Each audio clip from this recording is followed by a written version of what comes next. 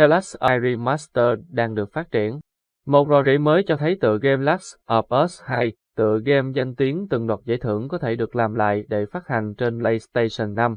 Một rò rỉ mới cho thấy tựa game The Last of Us 2 của Naughty Dog có thể sẽ xuất hiện trên PlayStation 5 vào một thời điểm nào đó trong tương lai gần. The Last of Us 2 ra mắt trên PS4 vào năm 2020, nhận được nhiều đánh giá tích cực từ các nhà phê bình, mặc dù một số nhịp truyện gây tranh cãi với những người hâm mộ cuồng nhiệt của thương hiệu. Sony và Naughty Dog đã phát hành lại trò chơi Last of Us gốc nhiều lần. Điều này bao gồm bản remaster Last of Us đã đưa trò chơi PS3 lên PS4, cùng với một bản làm lại toàn diện mang tên The Last of Us Part 1 chứng kiến cuộc phiêu lưu nghiệt ngã của Ellie và dầu được làm lại cho PS5. Bây giờ có vẻ như The Last of Us 2 có thể nhận được cách xử lý tương tự, vì có bằng chứng cho thấy trò chơi có thể được làm lại cho phần cứng mới nhất của Sony. Theo phát hiện của Insider Gaming, nghệ sĩ bên ngoài Naughty Dog, Matt Bazzarello, đã đề cập đến trò chơi Last of Us 2 Remastered không được báo trước trên hồ sơ LinkedIn của mình, mặc dù hồ sơ này đã được cập nhật để xóa mọi đề cập đến trò chơi.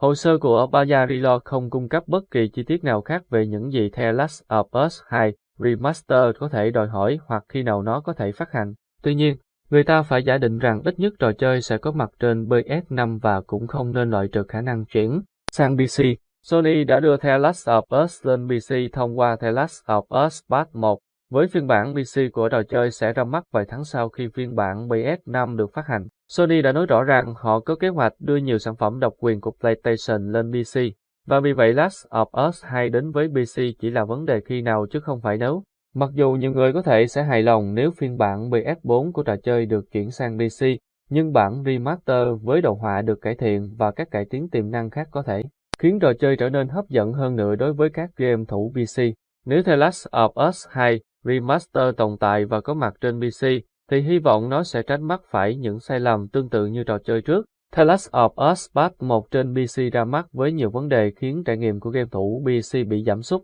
Các bản cập nhật sau khi ra mắt đã khắc phục mọi thứ, nhưng vẫn khiến nhiều game thủ PC thất vọng khi trò chơi ra mắt trong tình trạng tồi tệ hơn nhiều so với phiên bản PS5. Thời gian sẽ trả lời liệu The Last of Us 2 Remaster có thật hay không, nhưng sẽ còn nhiều điều nữa để người hâm mộ dòng game mong đợi trong những năm tới. Mặc dù trò chơi nhiều người chơi The Last of Us được cho là đang gặp phải một số vấn đề nghiêm trọng, Naughty Dog được đồn đại là đang làm việc trên The Last of Us 3, trong khi HBO đang chuẩn bị cho mùa thứ 2 của loạt phim truyền hình The Last of Us.